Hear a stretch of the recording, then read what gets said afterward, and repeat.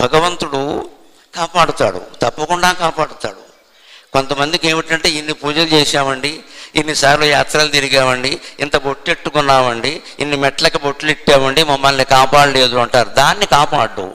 ఇదంతా Guinness book రికార్డులకు మనకు వస్తాయి. నువ్వు పెట్టిన బొట్లు, నువ్వు చేసిన యాత్రలన్నీ, నేను ఎంతమందిని తీసుకెళ్ళా, ఎంతమందిని తీసుకొచ్చా. ఆ లెక్కన ఆర్టీసీ బస్సు డ్రైవర్లందరికీ వెంటనే మోక్షం రావాలి. వాళ్ళు 100 మందిని తీసుకెడతారు యాత్రలకు రోజు. అలా రాదు.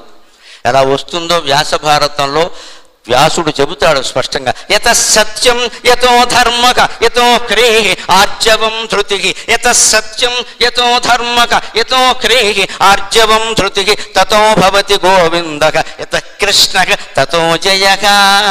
నువ్వు సత్యానికే కట్టుబడి ఉన్నావా? నువ్వు ధర్మమే చేస్తున్నావా? హ్రీహి తప్పు పని చేయడానికి సిగ్గుపడుతున్నావా లేదా? ఇది మనం అంతా ఆలోచించుకోవాలి. తప్పు పని చేయడానికి సిగ్గుపడుతున్నావా లేదా? తప్పుకు సిగ్గుపడితే, ఒప్పుకు ఆనందిస్తే భగవంతుడు మన ఇంట్లో ఉంటాడు. ఆర్జవం సరళంగా ఉన్నావా లేదా? వక్ర బుద్ధి లేకుండా, లోపల ఆలోచన బయటకో మాట కాదు, ఏది ఉందో అదే రావాలి ఖచ్చితంగా. ఆర్జవం అన్నిటికీ మించి ధృతికి, కష్టాలు తీరడానికి, సమస్యలకి తీరడానికి, ఉద్యోగాలు రావడానికి, పెళ్ళిళ్ళు అవ్వడానికి, పెళ్ళిళ్ళు అయ్యాక కూడా ప్రశాంతంగా ఉండడానికి చాలా సమయం పడుతుంది.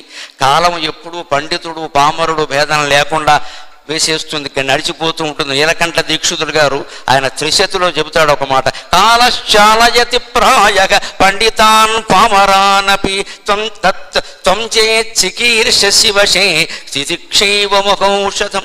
కాలానికి మహావిద్వాంసులు అజ్ఞానులు అనే భేదం లేదయ్యా, అందరినీ నడిపిస్తూ ఉంటుంది. అది నీకు వశం కావాలంటే ఒక్కటే, తితిక్ష. ఓపిక పట్టు, ఓపిక పట్టు, ఓపిక పట్టు. గుండెల్లో పరమేశ్వరుణ్ణి అట్టే పెట్టు, అప్పుడు ఖచ్చితంగా కాలం నీకు వశం అవుతుంది అంటాడు. పరిస్థితులు మన గుప్పెట్లో ఉండాలంటే పరమేశ్వరుడు మన గుండెల్లో ఉండాలి. అది